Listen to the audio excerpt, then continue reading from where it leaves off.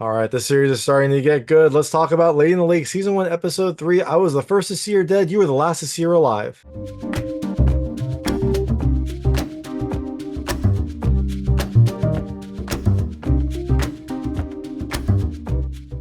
Hey everyone, it's David Stark from Watcher Pass. I'm here to talk to you about The Lady in the Lake, Season 1, Episode 3. I was the first to see her dead. You were the last to see her alive. Coming to Apple TV Plus on July 26, 2024.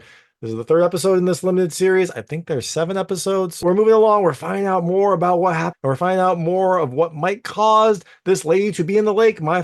Is this episode worth watching? Is this series worth watching? My hot take is yeah, I definitely think you should watch it. This is another strong episode. I really like the last episode. This one is just as good. It builds up for the rest of the season. We get some good foreshadowing, some new revelations, and an ending that makes you really want to see what happens next. So I definitely think you should check it out. I think you should watch the rest of the series. Like I said, the first episode I didn't love. Although some people disagreed with me, that's fine. I didn't love the first episode. I really like the second episode, and I love the third episode. So I think it's going to get better. I think it's going to kind of keep building. So I'm excited to see where this goes. All that being said, I'm going to tell you a little more about the episode, a few things I like, a few things I didn't like, and then really quickly go into a recap. So as you can imagine, there will be spoilers in the recap section. If you don't know what happens in this episode, I would turn off when I get to the recap. Before that, though, I'll keep it vague. I'll keep it spoiler free. I'll let you know when I get to those spoilers. So Lady in the Lake Season 1, Episode 3. Remember, at the end of Episode 2, Cleo was involved in a hit on Ms. Summers. She was told to go give this money to these hitmen. They took her along with her. They went to try to take out Ms. Summers. It didn't work. It seemed to be botched, and Cleo ran as soon as she could. But she was part of that incident. And also on the flip side, Maddie is settling into her new apartment life, and she and Officer Platt seem to be starting a relationship. They hook up at the end of Season 1, Episode 2. We will see where this goes too. So, Season 1, Episode 3 starts just after that. Cleo is getting nervous. She is concerned about what's happening. Is she going to be able to manage this heat, or is this one of the reasons that she becomes Lady in the Lake? Well, you have to keep watching to find out. So, things I liked about this episode. The first, I love the foreshadowing. It seems like we get a lot of clues about what's going to happen next. It seems like we get some clues on what will happen next on some of the players, on some of the things, on some of the people that might have been involved in Cleo's murder. And I love it. I love that we're starting to get a little bit more information, starting to become a little bit clearer. Second thing I love the revelations. We get some really great information, including about Maddie and Cleo's past. They are the main characters, and we get some more information about their past, which is going to pay dividends in future episodes. And the last thing I love the ending. It is a great ending. It keeps you excited for the next episode. I really want to see what happens next, and that is always a good sign. Leave them wanting more. So, all that being said, things I didn't love as much, it was really only one minor thing. There is a character breakdown that happens. It feels kind of way out of left field. Like, I didn't love the breakdown. I thought it felt like way out there, but you know what? It involved some grief, and who am I to say what happens to a person in grief? Everyone grieves in their own way. This might be how that character grieved. It just felt a little weird. So, all that being said, Lady in the Lake Season 1, Episode 3 comes to Apple TV Plus on July 26, 2024. Like I said, I definitely think you should watch it. I enjoyed it a lot, and I think you will too. So if you check it out, let me know what you think. Let me know what you liked and didn't like. I would love to hear it. And I'm going to quickly go into a recap. So if you don't know what happens in this episode, I would turn it off now because there will be spoilers. In this episode, we get some more information about characters' past, specifically Cleo and Maddie. Now, Cleo's past, we find out that her father was a gambler. Her father was like a trumpet player, but he was also a gambler. He played the numbers game. That is probably why Cleo doesn't want her son to play the numbers game. She's very angry at him for playing the numbers game, but probably because her father kind of like went broke playing it. He ends up like, I think, selling his trumpet to be able to pay his gambling debts or at least keep playing. And it's really sweet. Cleo takes like all the money that she saved and gives it to her dad, which is a super, super sweet scene. But we find that that is probably where her hatred of the numbers game came. Now, I'm going to do Cleo's story first, and then I'm going to do Maddie's. They don't intertwine as much in this episode, so I think I can do it that way. It'll probably make it a little bit cleaner to talk about. So after we find out this revelation, we find out that Cleo's having trouble dealing with that assassination attempt. She's worried that someone's going to come after her. She's like remembering the assassination attempt. It seems to be really weighing on her life. Now, Platt is investigating the assassination, and he is trying to shake down people, trying to figure out more information. He heard that someone was getting buckshot out of them from a vet, and so he tries to figure out who that person was, and he gets a lead. Now, we also find out that Cleo's son has some sort of condition. He has sickle cell anemia, and his eyes are turning yellow. They've tried everything on the medical side, so now they have to try something on the spiritual side. They call a reverend over. He gives the kid a blessing and then basically asks Cleo for money. And she's already struggling to pay her bill. She doesn't really want to give him money. But the Reverend is like, how much is your son's life worth? Which is also very painful of a scene to see. She gives him some money, but it almost feels like it's a ransom, which it kind of is.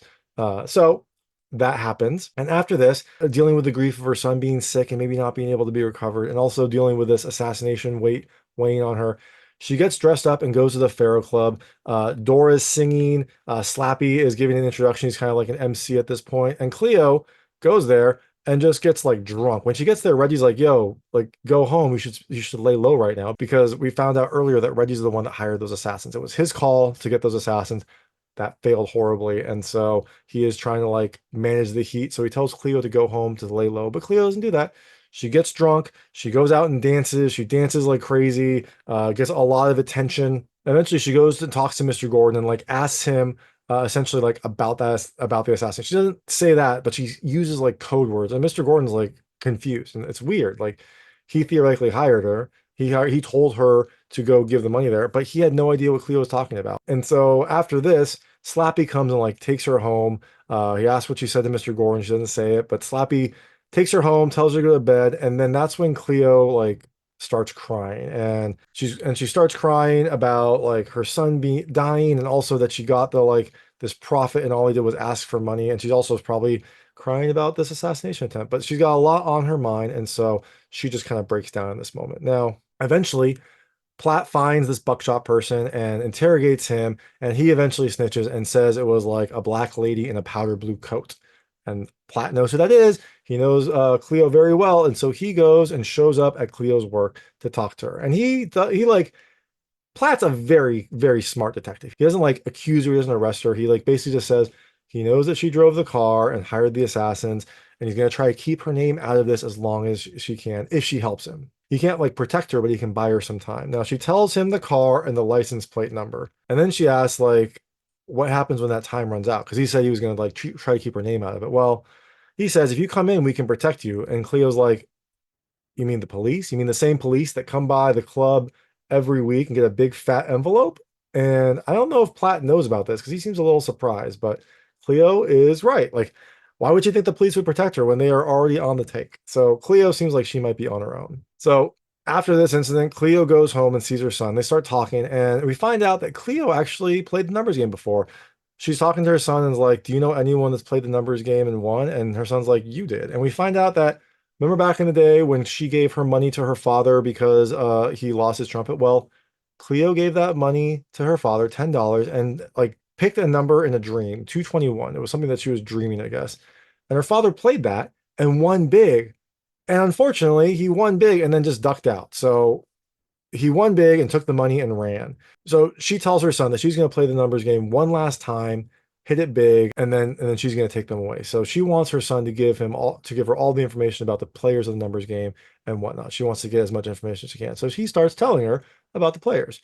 Now after this, Cleo goes to Dora, and while she's in there, Reggie comes in. She confronts Reggie and she says, Mr. Gordon didn't know that you sent me with the envelope. It seems like that was what happened when she confronted Mr. Gordon. He didn't know what was happening, so she figured out it was Reggie. Reggie did all this. Reggie involved her, even though Mr. Gordon didn't tell her to. Reggie told her that Mr. Gordon wanted her to deliver it, but he didn't, or he didn't at least tell her. So he had no idea that Cleo was involved in this assassination attempt. So Reggie ends up saying that he had to have Cleo do it because he needed to keep the heat down on him. I guess maybe this like dead girl that happened, this dead kid that happened, has caused some heat to be on him. So he had to send Cleo to do this errand. And that's why Cleo went. And so Cleo's like, Reggie, if I'm going down, you're coming with me. And then she basically says like, she wants Reggie to help her rig the numbers game so that she can get the money to get out of there. He says no, but we will see. Maybe she'll keep pressing. Who knows? That's the end of the Cleo arc. Now, over on Madeline's side, Madeline is trying to get a job, trying to make some money. And one of the things she thinks she can do is she can write. And so she goes to Schwartz, the person that she gave that tip to about the person being arrested in an aquarium, and goes to him and asks for a job. And he basically says no. He says, you're not a writer. You don't have credentials. Like, this is a serious news operation. But Maddie doesn't take, no for an answer. So she decides to go do it herself. She goes, gets her own pictures taken. She writes some letters. It looks like she writes some letters for a potential lead. And so she's going to try to find her own story. Now, we also find out that Maddie and Platt's relationship is continuing. He comes by for a late night rendezvous. They seem to have a lot of fun. It seems like they are good for each other. So we will see where that goes. Maybe that'll be a positive. We'll find out. But Maddie ends up after this rendezvous waking up late, and so she scrambles to go get her kid.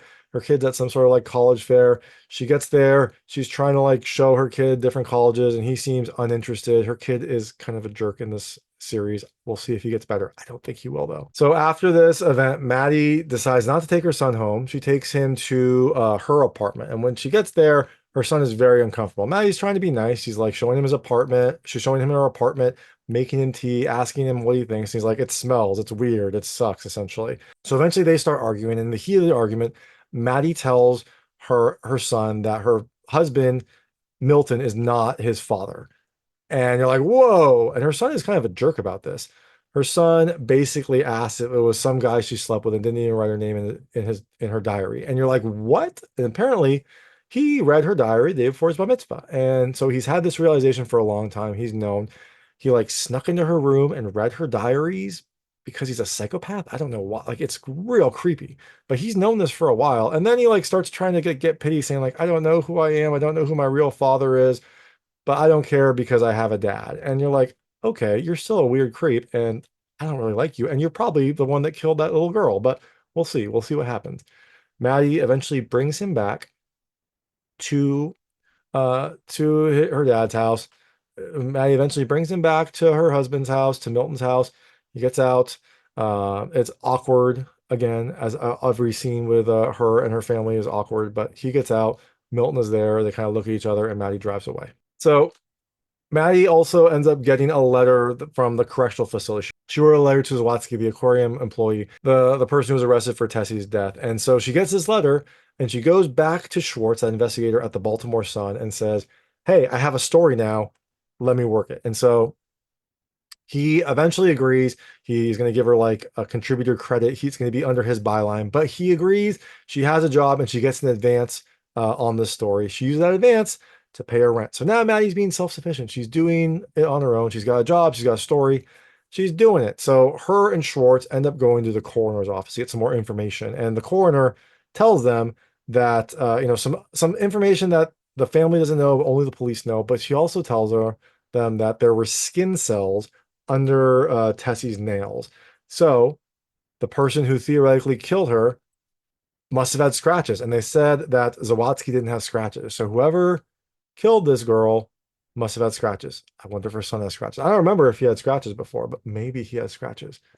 Maybe Reggie has scratches. Who knows? So after they get this information, Maddie gets a call from the correctional facility, and we find out that Zawadzki is asking to meet with Maddie, and he'll only talk to Maddie. So what does Maddie do? She wants the story. She ends up going to meet Steven at the facility, and she like walks in. Zawadzki's sitting at the table. She walks in, and that's when the episode ends. That's when it's over. And oh man, I wanted to see what happens next, and I'm excited to see what happens next. So what do we think will happen next? Well, I don't know what's going to happen. My guess is, Cleo's obviously going to die. How is she going to die? Well, I think Reggie has to be involved. They're kind of previewing that. My guess is that Cleo is going to force the issue with Reggie, and he is going to help rig the numbers game. And so Cleo is going to win it, and Mr. Gordon's going to get suspicious. Maybe Cleo is going to win it and like bounce. And Mr. Gordon's going to get suspicious, and he's going to bring the heat maybe on Reggie, and Reggie will like deflect it onto Cleo to, say, well, I don't know, she must have cheated. I don't know how she did it. And that will then cause her to get killed. Or maybe the investigation, the assassination of Ms. Summers will gain some steam and Cleo will have to be like a sacrificial lamb, or he'll tell them that it was Cleo's idea. She was like a snake in their ranks and someone's going to kill her because of that. Something like that. Now, on the Maddie side, I think this will be interesting. I think she's going to kind of inspect this and figure out who killed this person. I feel like it's got to be her son. I feel like that would be a really interesting realization that her son did this, and that is going to maybe like cause some more emotional turmoil later down the line. Maybe it's Reggie too. I don't know, but I don't know. I feel like her son has been been previewed as this person from at least the first episode. So from at least like the second episode. So we'll see what happens. But thanks. But that is Lady in the Lake season one, episode three. Like I said, I think you should watch it. It is getting really good. I'm enjoying it a lot, and I definitely think you should jump on this train. So make sure to watch it when it comes to Apple TV Plus on July 26, 2024. And if you do see it, let me know what you think. Let me know what you liked and didn't like. I would love to hear it. And thanks so much for watching. If you like this review, please like and subscribe to this channel. It helps me out a lot. Make sure all my new content goes straight to you. Thank you.